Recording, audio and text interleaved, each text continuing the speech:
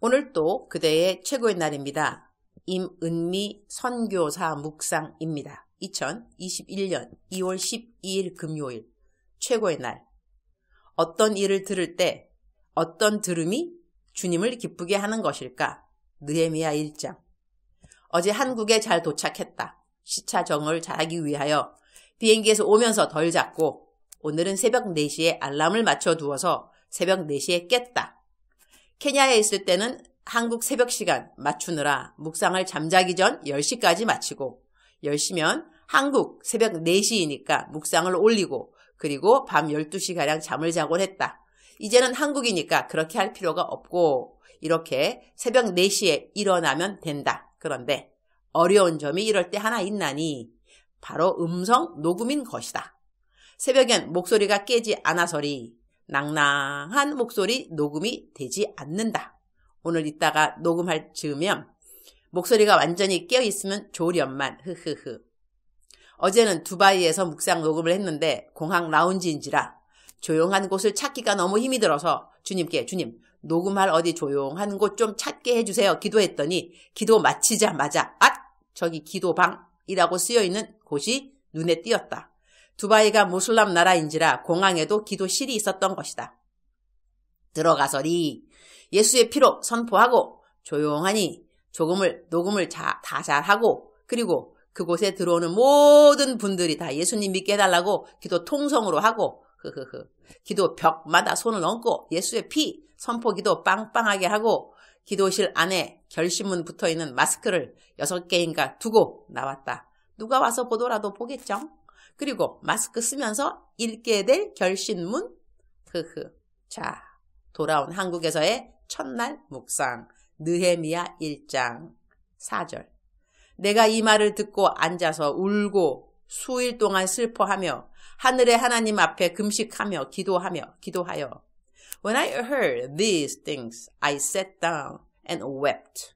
For some days I mourned and fasted. and prayed before the God of heaven. 느헤미야가 들은 소식. 그는 유다에서 바벨론에 있는 느헤미야에게 온 하나니에게 물었다. 유다와 예루살렘 사람들의 형편을. 그러자 하나니가 대답해 주었다.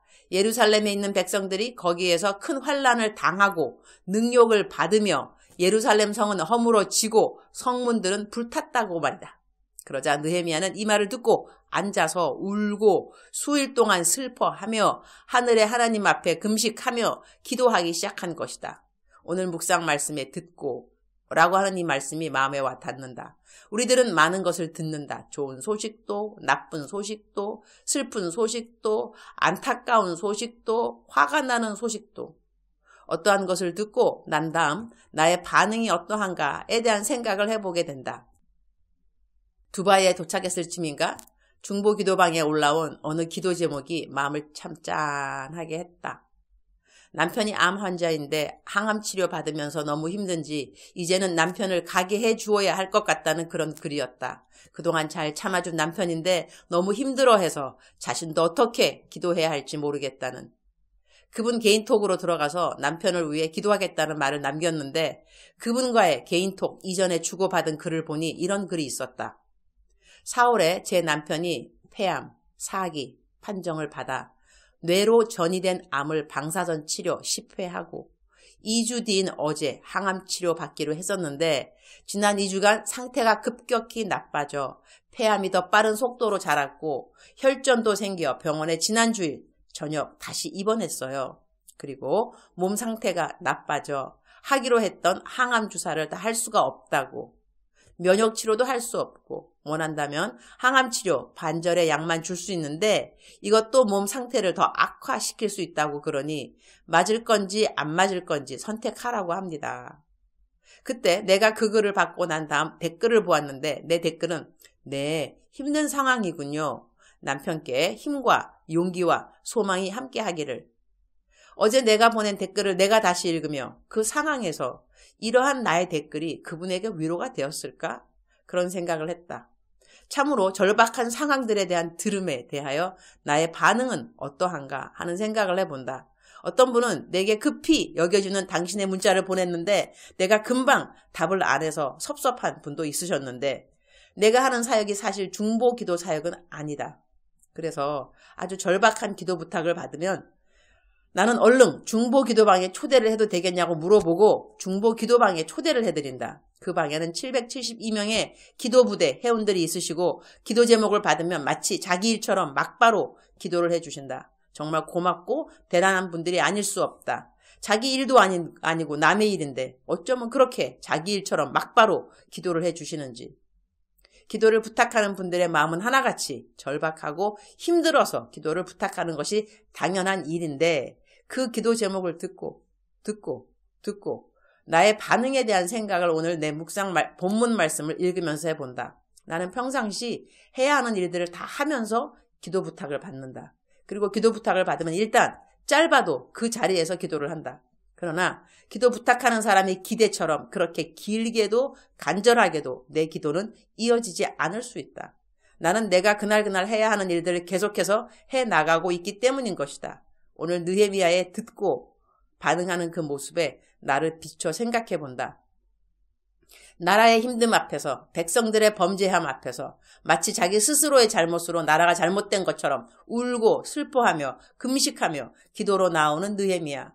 에스라서를 읽을 때 에스라에게서 배웠던 겸허한 모습을 다시 한번 보는 것 같다. 에스라, 느헤미야 모두 동시대 사람들인데 한결같이 개인적으로는 명예로도 가진 것으로도 알고 있는 율법의 지식으로도 부족할 것이 전혀 없는 사람들이었음에도 불구하고 자기 나라 백성들을 위하여 남들이 지은 죄들 앞에서도 자기가 지은 죄처럼 회개하고 통회하고 기도하고 나오는 이 겸허한 자세.